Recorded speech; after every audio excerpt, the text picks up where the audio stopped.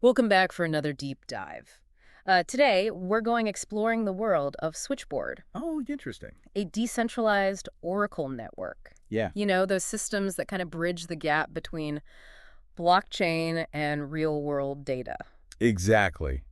Yeah, so like imagine blockchain as this like super secure database, Uh, but it's kind of isolated, right? yeah. It needs a way to get information from the outside. Yeah. Things like stock prices or election results, even weather data. Oh, okay. And that's where oracles come in. They Okay. provide that crucial link. So it's kind of like blockchain's news feed, Yeah, but with like much higher stakes, obviously. right. Because we're Exactly. talking about applications that are handling, real money and important decisions. Absolutely. Yeah. And Switchboard is doing some really interesting things in this space. Okay. They've moved beyond just like basic data feeds. Mhm. They're creating a whole platform for secure and efficient data access. Okay, now you've got me intrigued. Yeah. Tell me more about this evolution. I know that, like, early Oracle models, they had some limitations. Yeah, so early on, most oracles used a push model Okay. where they constantly updated data on chain, like regardless of whether anyone actually needed it at that moment. Oh, okay. So think of it like a news channel that broadcasts 24/7. Okay. Even if you're only interested in like the 6 p.m. news, Yeah. you know, Yeah. doesn't make sense. Right. That seems kind of wasteful and expensive, especially on blockchain. Exactly. Exactly. Yeah. Every update requires a transaction on the blockchain, Right. which, costs money, and all that data might never even get used. Hmm. So Switchboard, they realized this wasn't really a sustainable model. Yeah. So they started exploring new approaches. Okay, so what did they come up with?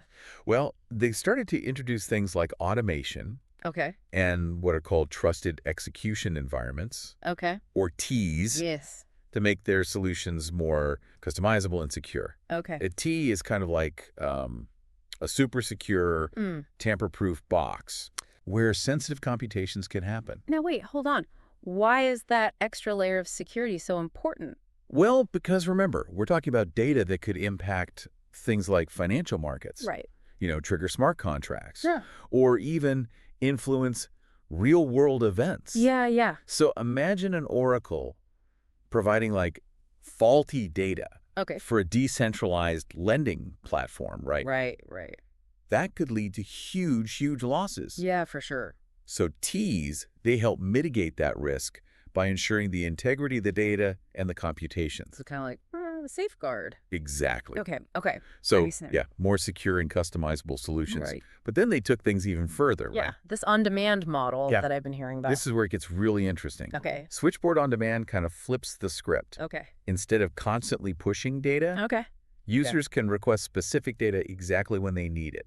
Oh, I see. So it's kind of like you have this personal assistant Okay. that fetches information only when you ask for it. So it's all about efficiency and cutting down on unnecessary costs. Exactly. Okay. Let's say you want to borrow some cryptocurrency Okay. using another asset as collateral. Okay. The lending protocol needs to know the current prices of both assets to process your loan. Right. Right. So it's Switchboard on Demand. Okay. The protocol would only request that specific data when you actually initiate the borrow. Oh, So okay. that ensures that the information is fresh and accurate. So it's kind of like ordering takeout. Instead of having like a full buffet just constantly sitting there getting cold. That's a great analogy. Yeah. You only pay for what you consume, Right. and you know it's going to be fresh. Perfect. I like it. So this all sounds really slick. Can you like walk me through Yeah. how an on-demand request actually works in practice? Sure, so let's just stick with your borrowing example. Okay. Imagine you want to borrow some USDC stablecoins Okay. using your SOL as collateral. Okay. So when you initiate that borrow request, Okay. the lending protocol uses the Switchboard network Okay. to fetch the latest USDC and SOL prices.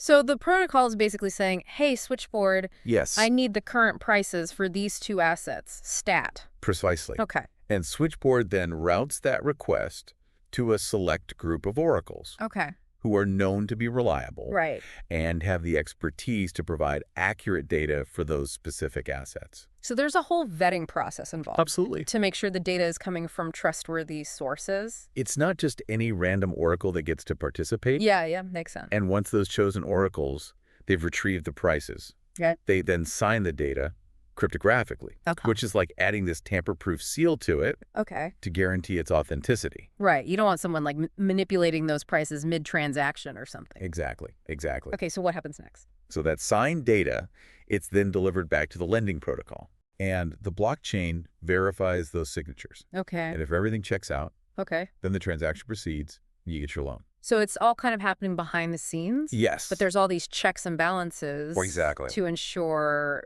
security and accuracy. Exactly. And this whole process is designed to be seamless for the user. Okay. You just click borrow, Yeah. and Switchboard takes care of the rest. This is really impressive stuff, but I have to admit, I'm starting to get a little lost in the technical details. Sure. Can we take a step back and talk about the overall architecture of Switchboard? Of course. Like, what are the key components that make this all work? All right, so let's break it down. Okay. So there are a few key players in the Switchboard ecosystem. Okay. First, you have Guardians, Guardians. and they are responsible for verifying the integrity of the other oracles Okay. and those Ts that we talked about. Okay. So they're kind of like the security guards of the network, ensuring that only oracles running approved and secure code can participate. So they're kind of keeping things honest, making sure no one's sneaking in with faulty data Exactly. or trying to manipulate the system. Right. Okay, cool. Then you have queues, Cues. which are like specialized subnetworks of oracles Okay. that handle specific types of data requests. Okay. So think of it like having different departments within a company, each with their own kind of area of expertise. Yeah, okay, I see.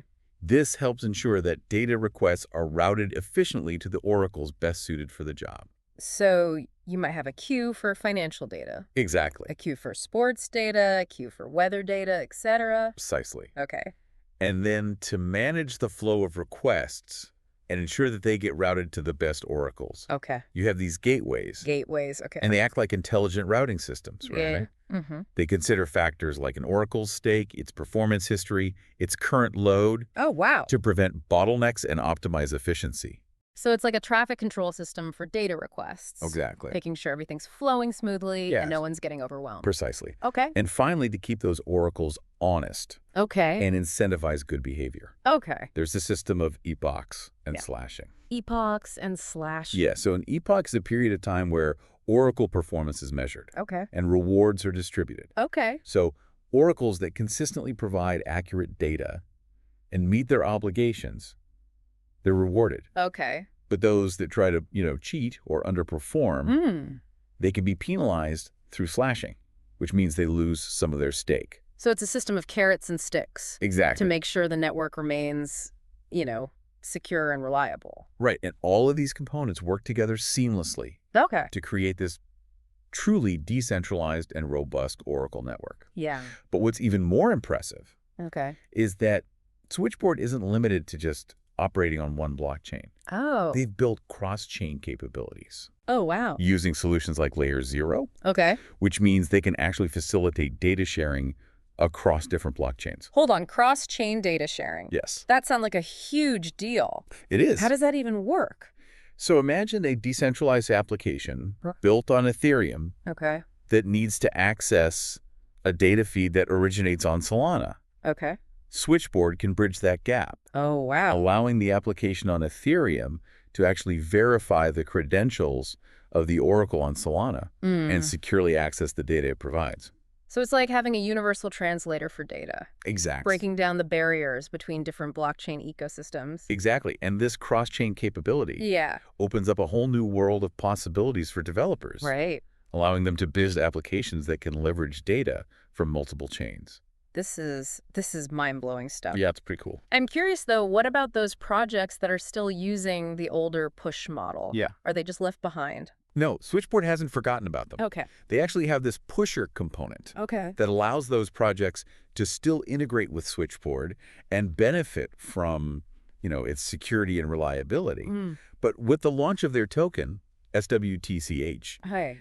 they're encouraging everyone to transition to the on-demand model, which they see as like the future of Oracle technology. It's like they're saying, hey, we'll support you wherever you are on your Oracle journey, Yeah, but we believe on demand is the way to go. right. And they're not stopping there. Okay. They've also introduced Switchboard functions. Oh. Oh, which takes things to a whole new level, okay. gives developers even more power and flexibility. Interesting.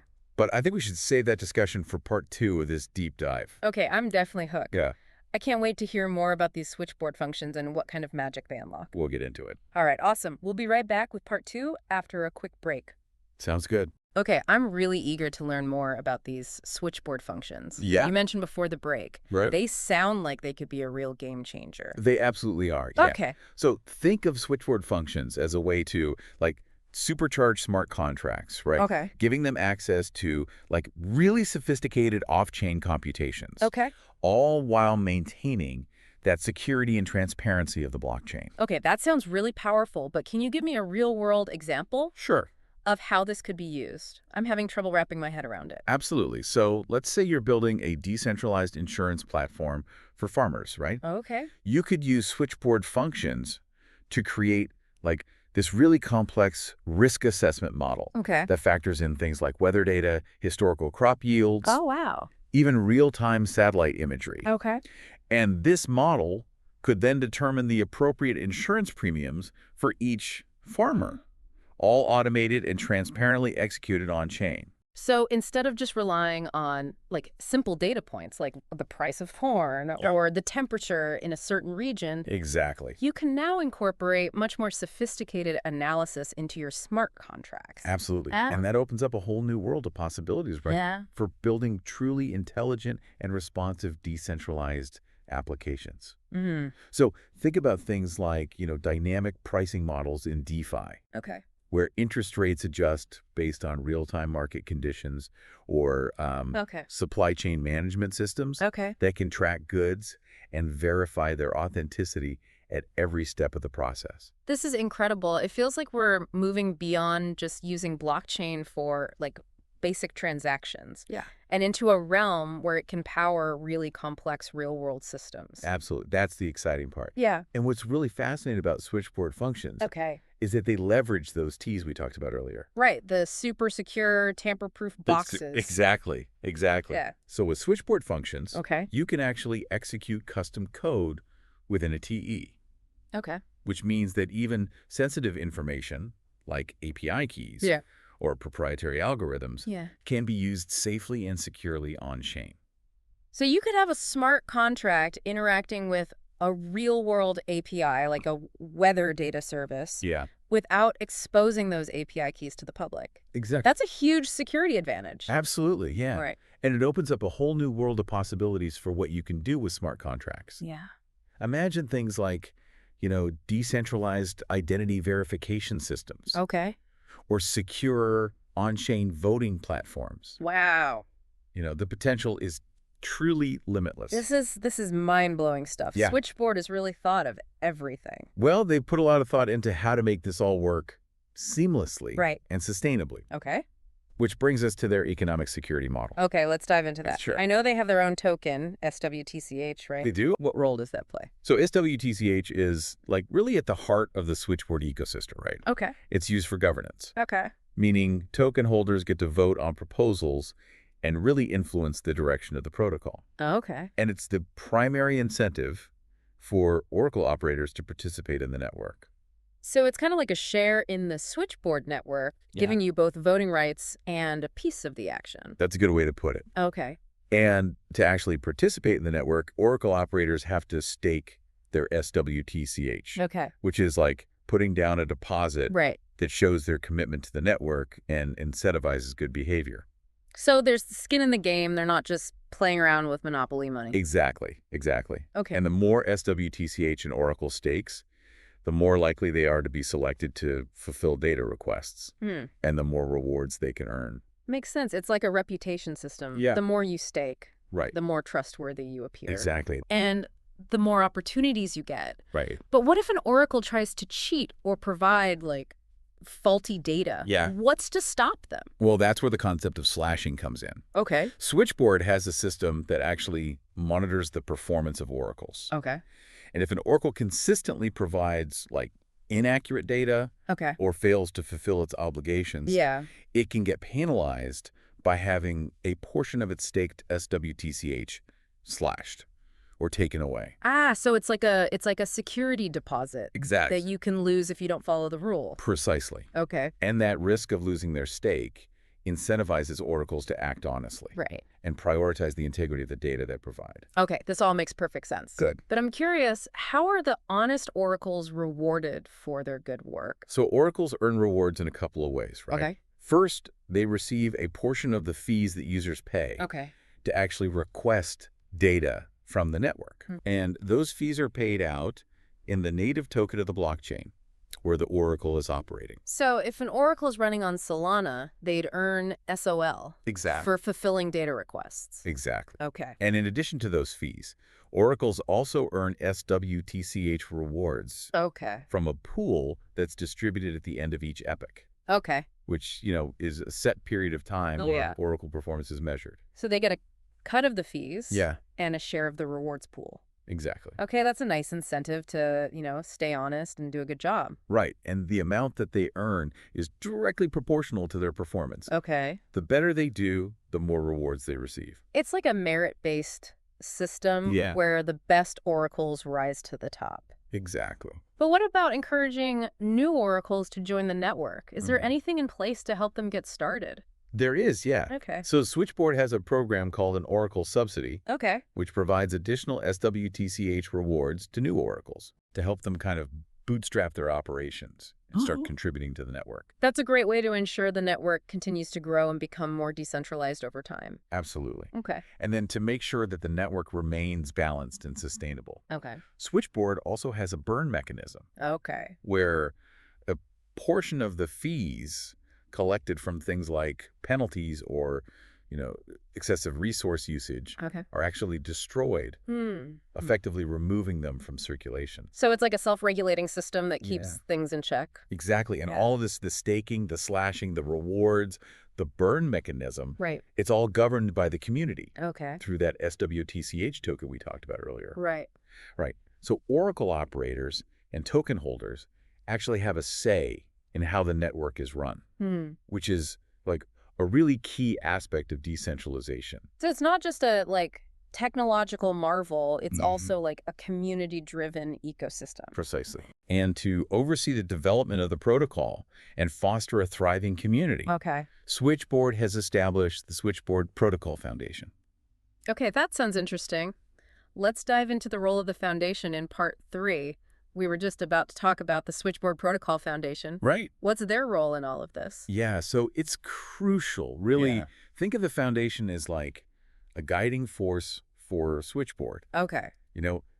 Nurturing its development, Yeah. making sure it grows in a way that's like community-driven and decentralized. So not just about building cool tech, Right. but also fostering the community around it. Exactly. Yeah, they support research. Okay. They give grants to developers building on Switchboard. Hmm. They even encourage collaborations with other blockchain projects. Okay. All of this helps Switchboard, thrive in the long term. That's a pretty active role. So what are some of their top priorities? One of their big focuses is making sure that Switchboard stays truly decentralized. Right. They're working to prevent any single entity from controlling the network, Right. ensuring that, decision-making power rests with the community of token holders. That makes sense. No one wants to see a decentralized project end up controlled by a small group, right? Exactly. So what else are they doing to kind of achieve this? Well, transparency is key for them. Okay. They've released a detailed white paper Okay. that outlines their vision and how they plan to achieve their goals. Right. And they're also constantly in touch with the community Okay. through channels like Discord, Twitter, blog posts, things like that. Yeah, that open communication is so important for building trust and keeping everyone in the loop. It really is. And it shows that they're in it for the long haul, Yeah. They see Switchboard as not just like a cool Oracle network, but as like a building block for a more decentralized future. Right. A foundation for all sorts of applications. It's been quite a journey learning about Switchboard. We started by understanding, how Oracle networks connect blockchain with real-world information. Right. Then we saw how Switchboard evolved from a basic push model to their innovative on-demand system, Yeah. giving users, more control and cost effectiveness. Absolutely. And we dug into the tech behind it, all the guardians, the queues, the gateways. It's a lot. Yeah, all those pieces working together to keep the network secure and efficient. Seamlessly. And we even explored their clever economic model Right. with the staking, the rewards, the slashing, and how the SWTCH token keeps everything balanced. It's very well thought out. Not to mention those powerful switchboard functions, giving developers a way to build, more complex applications that interact with the real world securely. Absolutely. Opens up a world of possibilities. All happening in a community-driven way, with the foundation ensuring that Switchboard stays decentralized and transparent. It really is impressive. Switchboard is, I think, a fantastic example of what happens when innovation, security, and community all come together. They're not just building an oracle, they're building trust and transparency for the future of decentralized applications. Yeah, a true paradigm shift. So, dear listener, we leave you with this.